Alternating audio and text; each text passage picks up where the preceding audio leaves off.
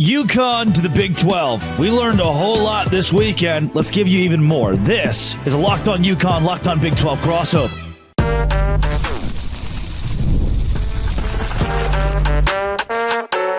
You are Locked On Big 12, your daily podcast on the Big 12 Conference. Part of the Locked On Podcast Network, your team every day. Happy Tuesday, everybody. Welcome to Locked On Big 12 and a Locked On UConn crossover. Thank you for making these two shows your first listen every single day. I'm Drake Toll from America's #1 Big 12 podcast, Locked On Big 12. That's Mark Zanetto, the smartest man in the world from Locked On UConn. Today, we're going to touch on an update from Ross Dellenger, who spoke with Mark, as well as what if the Big 12 presidents don't vote in UConn, and who needs this more? Who does this benefit more? Mark, off the start here, before we even get to your conversation with Ross that we've already teed up, good job. Guys, dude, thank you. What thank a you. gratifying 72 hours after you bring this bombshell statement on the show, and you were right. Yeah, and I said this to I have a UConn chat, as I'm sure you have a Big 12 chat. And I remember literally saying the words, when I went on the Big 12 show, I was uneasy about talking about this because this is me going on a limb and trusting someone who I know and I know pretty well, but I've never met this person in person. I don't know them like they're a friend. It's an acquaintance. It's an acquaintance of a friend that's involved in these negotiations. I can't say more than that. So they are privy to information, and he just so happened to send it to me. And I got a tip. Honestly, the only reason why I dug this up is I got a tip from a UConn fan who said, "Hey, this may be a good segment for your podcast.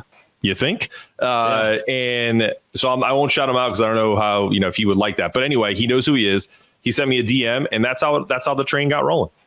Wow. Well, sitting at 3 p.m. and get that Ross Dellenger tweet update, I was like, no way. No, after 48 hours of people berating you. And you, by the way. We kept all of the receipts. We won't bring them up, but they're there. And now you've had a conversation with Ross Dellenger. What is the update that maybe the most level-headed and well-informed expansion journalist has on this topic? No, it was great. First off, thank you to Ross for coming on. So if he watches this somehow, I really appreciate his time. You're the level-headed description is spot on. His comments are essentially that there is nothing imminent. And so that's probably the only thing that I would say I got wrong on this story. I will own anything that I ever get wrong. So he is, but it's a lot closer than I think anyone ever thought it was on last Tuesday. And what I mean by that is right now it's really up to Brett Yormark and his ability to sell UConn as this next best thing for the Big 12, whether it's the New York, Massachusetts, Boston, New Jersey, tri-state area, his roots essentially, whether it's the ability to bring the best women's basketball program of all time. And the thing that I think is the most kind of telling of all of this is what Ross and I talked about is that there's a net neutral aspect to the football program. You don't have to give any revenue share to UConn football because they won't actually be a part of the conference until 2031. So you're almost playing with house money, if you will. And I think that is the biggest selling point right now. And we'll talk about who needs more of this. Obviously, you're leading the show, but yeah, Ross was great. He kind of, it'll come out tomorrow morning. You guys can check it out. It was a surreal moment to ask him these questions because he's been working on this for what, a year? Yeah, if not more. And also, if you're watching this show right now, that show is out. You can get that right now. Ross Dellenger with Mark Zanetto and Locked On UConn. We're taping. Whenever you get your podcast and on YouTube. Mark, quickly, before we get into the voting and all of that, any word on if there is someone waiting in the wings to join UConn in this endeavor? No, I mean, the only speculation right now is Gonzaga and then the remaining Pac-2, that are kind of just dangling out there. But I don't feel like there's the urgency of that. I think the reason why UConn is the urgency on this is because of, like we talked about, the net neutral budget wise, the ability to add a huge basketball brand and bring some value that way, without kind of messing anything up on the football side. I don't think the timing of adding football, and this is Ross's words, if we're going back to Ross Dellenger, that there are probably some programs who don't think the timing of that is right. So right now it's pretty much UConn or nothing. And listen, things change really quickly. Like we talked about this on the show. The Big Ten was not looking to expand, and then Oregon came calling, and people like Fox added more money to the deal, and boom, it was done. So will there be a entity like ESPN or Fox that adds more money to this deal to kind of sweeten the ESPN, the UConn pot? I don't know yet. We'll find out. Coming up, what if Big 12 presidents vote against this, and should they? This is Locked On Big 12 with Locked On UConn, part of the Locked On Podcast Network, your team every day. Today's episode is brought to you by 5 Hour Energy. Sometimes I get tired, and when I do get tired, I use 5 Hour Energy. The reason is it's an immediate energy boost for you as you go about your day after lunch or tackling a to-do list or before your workout. Keep yourself energized with zero sugar, and you have flavors like watermelon, berry, a flavor for everyone, and it is a brand of hardworking people that's about to give you a really good deal. You can use my promo code LOCKEDONCFB to receive 20% off your order at 5hourenergy.com. That's the number 5hourenergy.com. The offer is only valid until September 30th on one order and cannot be used with other promotions. The code is not good on subscription orders, but code Locked On College, make it Locked On CFB, will give you 20% off of your order at 5hourenergy.com. You go there today. Mark Zanetto of Locked On UConn, following your conversation with Ross Dellenger, what if the Big 12 presidents vote against it? What is it going to take? Where do they sit? Do we know how the Big 12 feels after Brett Yormark met with the university presidents that make it matter? So from what I've heard, we have about 6 to 8 teams that are yeses. That would be absolute yeses without almost worrying about the presentation. I feel like I think the presentations and the numbers and the delays of funding for football and all the revenue sharing that goes into that is going to be about the 8 teams or potentially 4 teams that are 6 teams that are on the fence. And so Ross said he feels like there's about 2 to 4 teams that are just hard nose and the rest are on the fence. So if you have 8 yeses, listen, I haven't been following, I'll be honest with you guys, I haven't been following the expansion with UConn in the Big 12 from the start. So maybe this has gone from, and the reason why this is gaining momentum is because in the beginning, there was only 4 teams that were like, yeah, we'll do this. Right. And now there's 8. And we're kind of creeping towards that magic number of 12. I think 3 days ago, I was told this is going to happen. They have 12 votes. Now it's hemming and hawing and going, more like 8 or 9. So that's what I'm concerned about, is that they don't get the votes. And then I don't think UConn has egg on their face. Yeah. But I think that because I feel like the fan base is so split on this. Like I told you pre-show, I think about 60% of the UConn fans are going to go, thank God if we don't get in. They just have the AAC and the love of the nostalgic Big East in their blood. And so the football is, even though it's a lifeblood of most college athletics, kind of isn't for UConn. So that's the interesting rub. I think it's just more of an embarrassment thing. I'll be honest with you. Mark, the idea that Brett Yormark would bring this to the table and that the Big 12 presidents wouldn't trust a guy who has led them so valiantly through realignment is something that's foreign to me. I can't see where the Big 12 presidents would say, based on Yormark's track record, no, we're not taking this pitch. Why? Do you see a reason that the Big 12 shouldn't allow UConn in? That's what makes it different. I feel like you're right on that, because he has done such a good job of making sure that they have survival, and that also that it's thriving, that it's not just, hey, we're just hanging on and we're going to go grab no disrespect to the ACC. We're going to go grab SMU and, California and all these teams that, no one really cares about. And because there's you can make an argument that no one cares about UConn football, but there's a ton of people that care about UConn athletics in the Northeast. UConn Nation is nationwide, and the UConn football is a sleeping giant that can be built up. It was it's been in a Fiesta Bowl. Can you say that about Vanderbilt in the SEC? Can you say that about Kentucky in the SEC? I mean, I'm just saying, like, there are teams that are playing big time college football right now that haven't had even the recent bowl success from a BCS level. When we're talking about that world that UConn has had recently, and I don't see them getting this and also having it leaked all over national media for them to just say, oh, we're just going to wait on this. We're going to take like 6 more months and figure this out. I just don't see that happening. I don't either. And the Big 12, in the way that it's moved in realignment, it goes quick. We've been through this process with 8 new teams in the conference, so we know what it looks like. Mark, from the UConn perspective, though, if the university presidents do eventually say no, you already said there's not really an egg on your face. You made a push here, and if you don't get it, you're still a Big East basketball school, and there are still TV deals there. What is the future for the Huskies? You mentioned the fan base. They're not the ones that drive the revenue. What does this actually do if it doesn't work out for UConn?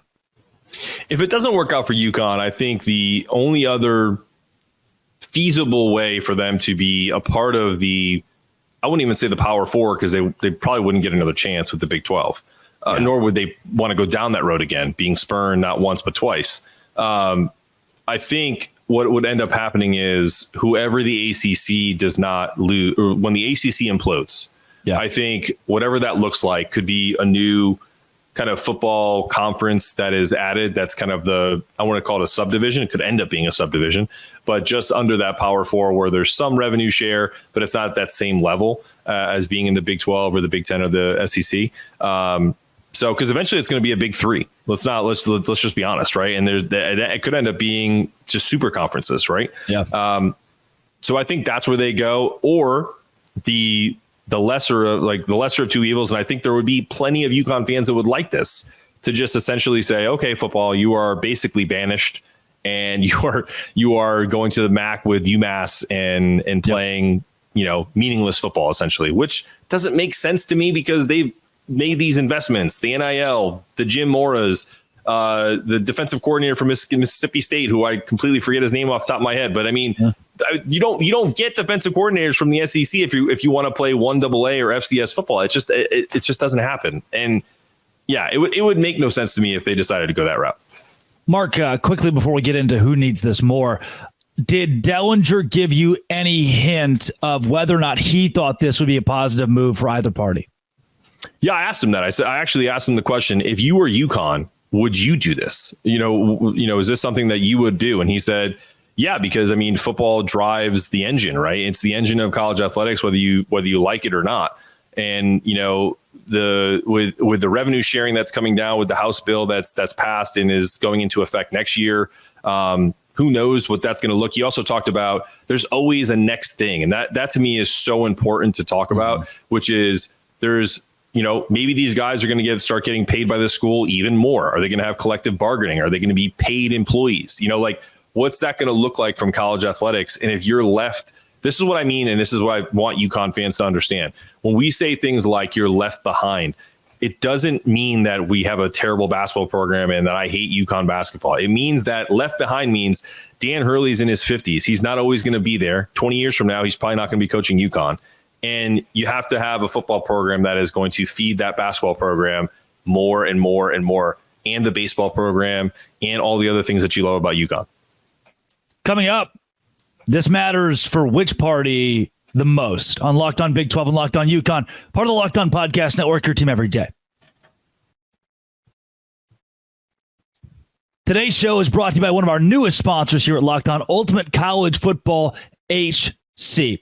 Locked On Big 12, Locked On UConn fans, you can take a moment to give a heads up on a brand new mobile game that I think you're going to love, Ultimate College Football HC. It's a simulation game where you get to go in and be the head coach of a college football program like UConn or Texas Tech or Florida State. From recruiting players to hiring coaching staff to even calling plays, your strategy will determine the success of your football season and shape the future legacy of your program. Ultimate College Football HC is completely free. No ads. 100% playable offline. You can play on the go as well. Locked On CFB is your promo code. If you go on right now and use code Locked On CFB, all caps, inside the game store, you'll receive a free bonus to your program. Make sure to take advantage of this perk at ultimate-cfb.com or look it up on the app stores. Ultimate College Football HC. Download it today.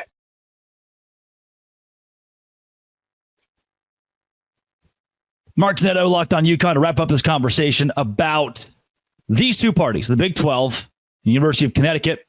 Who needs this more? Who is this more important to if this move goes through? I think it's more important to UConn in the long term. And I think the short term, I think it benefits the Big 12 in the short term because clearly they don't have to pay UConn any revenue share on the football side. Remember, budget neutral. So it's clearly a long-term play for UConn that they need this more. Short term, the Big 12 needs it more because Yormark is interested in having the basketball super conference.